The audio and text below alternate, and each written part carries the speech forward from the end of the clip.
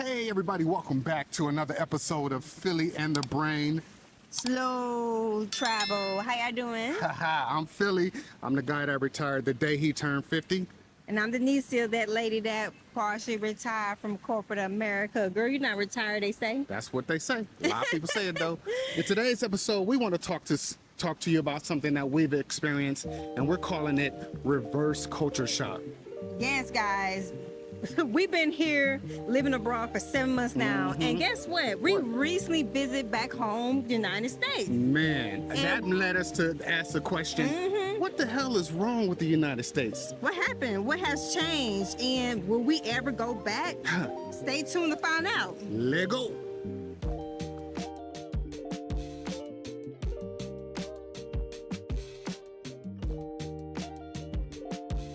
The initial excitement and the first cracks.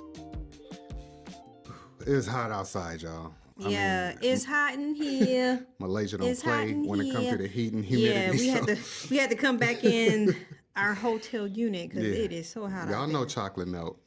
All right, so back to topic. It's all about the reverse culture shock.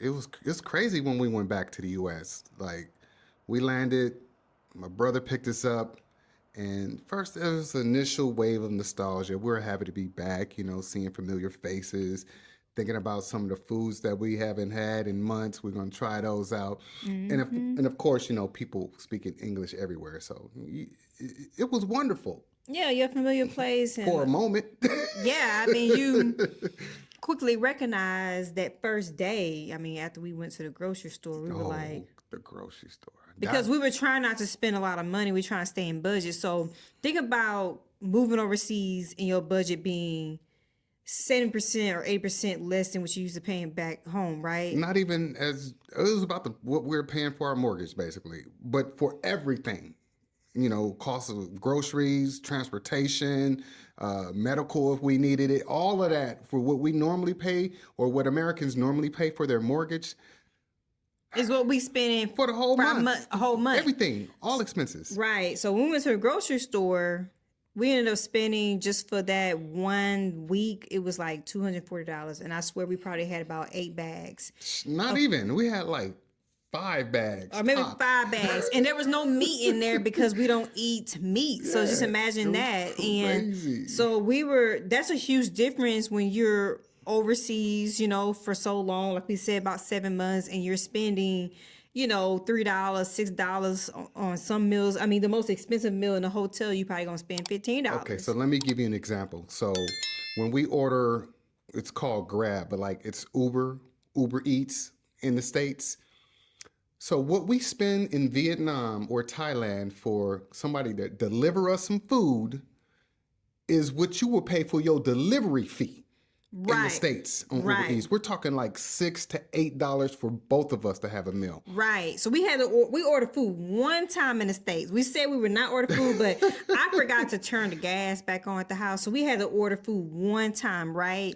We ordered some food from Grabs, and guess what? It was like $48 with a coupon for crazy. 2 meals. It was crazy. Yeah. So the reverse culture shock is real. It certainly is.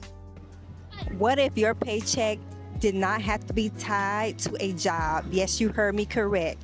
By investing into the stock market, you can set up your own monthly and quarterly dividend income.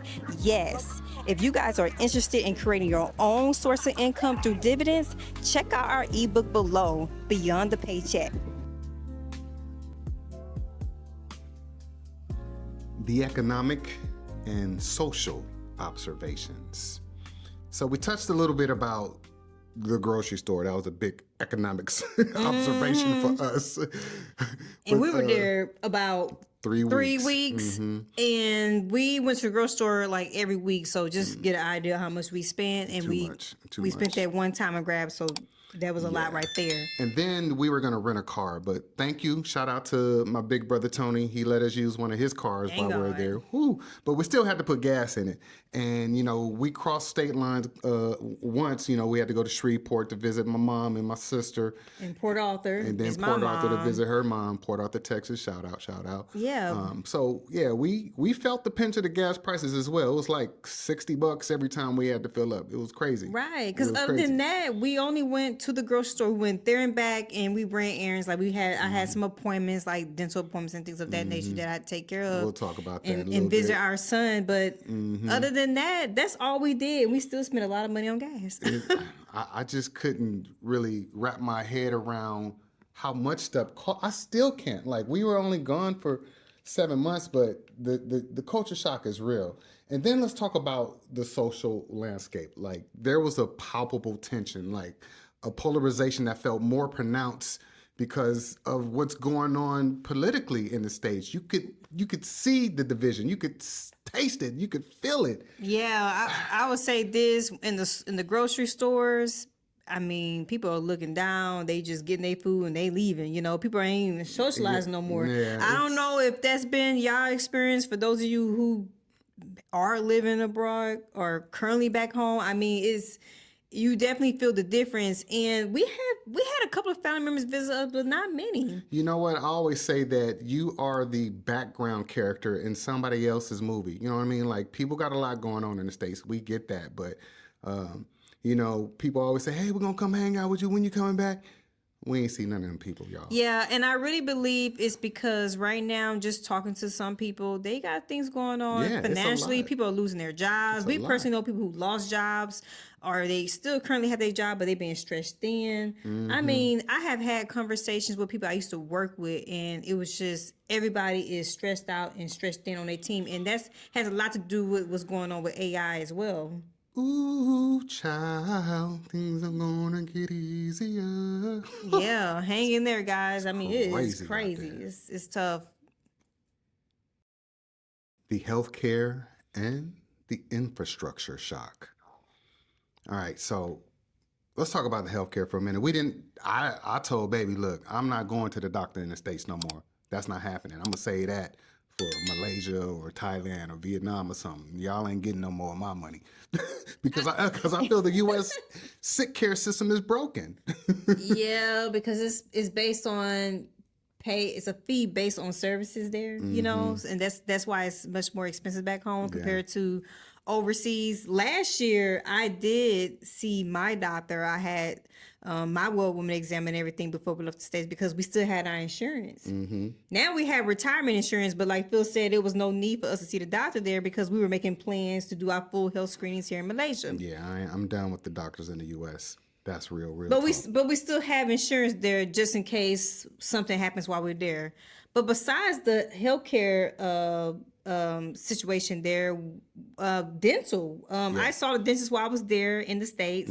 We don't currently have dental insurance, so I didn't see the need for me to get cleaning. I actually went in to see my doctor, Dr. Sam. Shout out to Dr. Sam, his team at Alera. For your Invisaligns. Yeah, for my Invisalign. So I went there, and it was just a great experience to go there because I always have a great experience. But while I was there, I still had a balance left over on my Invisaligns, and the dentist, the orthodontics, Dr. Sam was just like, give her credit, and he gave me a credit, and I really appreciate that. That was very nice. Thank you, Dr. Sam. Yeah. But as far as the clinics and stuff, we knew that we were headed back to Southeast Asia, and check out the video. We went and got our whole cleaning and everything scaling done here in Malaysia.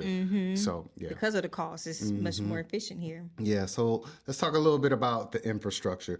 Like the roads, it's like they're not maintaining them anymore. We got bridges crumbling. Like, what's going on? We even experienced a few blackouts while we were in Houston. It was crazy. Yeah, I would say for us, when it came to the power there, we were just there for the 3 weeks. For the 3.5 weeks, and I swear we experienced at least 2 blackouts. I want to say at least 2, and you can tell if you're not at the house, you can tell that it happened because the microwave would be off, the time would be different, you know. So we are used to experiencing blackouts, but it definitely seemed like blackouts are happening a lot more. Listen, y'all have heard of bridges collapsing and the grade that our bridges get in the roads in the States. Bottom line is, these other countries that y'all think are third world are revamping their infrastructures. It's beautiful on this side of the world. While back in the States, everything is crumbling. So who's the third world country now? Yeah, and you got to think about where that money is coming from, because it is the citizens that are funding those, paying for the roads and things of that nature. And we used to tell our neighbors all the time, like, hey, if you don't like something about the roads, you should call and report it, because we're paying for it. That's we're right. paying our taxes on the houses. So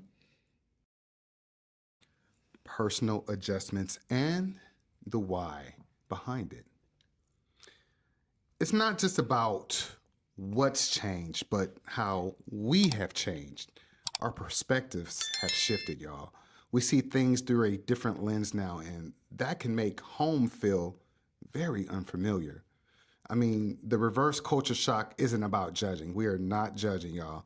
It's about observation. It's about observing what's going on back home. It makes you question what's truly important and what kind of society you want to live in, and how your values align with your surroundings. that's right, guys. You guys know by now, being a part of our community is that we're going to keep it real. 100. We're not here just to only share information, but we also here to share our experience, and also to be as honest and authentic as possible. That's right. I mean, this reverse culture shock is real. It's a real phenomenon, y'all. That's why we had to talk about it, because you don't know until you know. It was really disorienting for us being back home in the States just for those 3 weeks. But it's also a powerful reminder of how much we've grown and learned by living abroad. Sure is. Yeah, it just it reinforces our beliefs in the value of slow travel. Yes, and it makes you think about what's best for you and your family. That's right. That's right. It gives you a perspective that you just can't get any other way. You got to get out in these international streets so you can see for yourself. You know what I mean?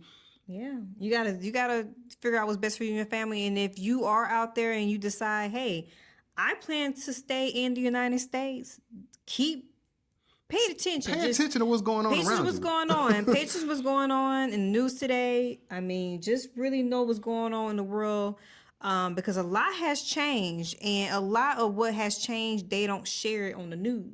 How is your state of the union? You know what I'm saying? Yeah. Listen, if you have experienced reverse culture shock, we'd love to hear about it. Share your stories in the comments.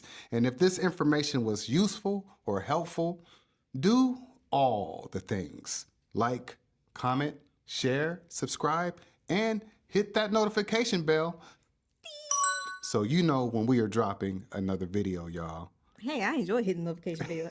You're pretty good at it too. Thank you guys so much. We love you guys. Yes, we appreciate all the support you give us, and we appreciate you being a member as a part of our community. By you taking the time out to like, share, comment, and subscribe, it tells YouTube to keep pushing out the message. And don't forget to hype the video too. Yes, that's very helpful, because people need to hear it. Yes, they do. All right, y'all. Y'all know what it is. Until next time, take care of each other. Love one another. Peace. Assalamu alaikum, because we're still in Malaysia.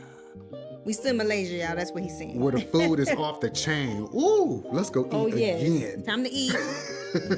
Free breakfast. Free breakfast. Oh, with the international continental. We at the intercontinental, babe. Oh, that's right. Where we getting free My breakfast. Let me ask you a couple of questions. Are your kids grown? Check. Is your money working for you? Check. Then why are you still in the divided states? Why not consider slow traveling? And if you're seriously considering slow traveling, check out our Grounded Life retirement community. Other people have done this before you and they've made the mistakes. And it's all laid out for you here. So when you start your travel journey, it is not so rough, you guys. Tap into community. And if you're considering starting a YouTube channel, check out the YouTube After 40 course. Listen, again, the tools that you need to be successful are right here. All you have to do is put in the work. Scan right here, or the link is in the description. Grounded Life, slow travel. Let's go.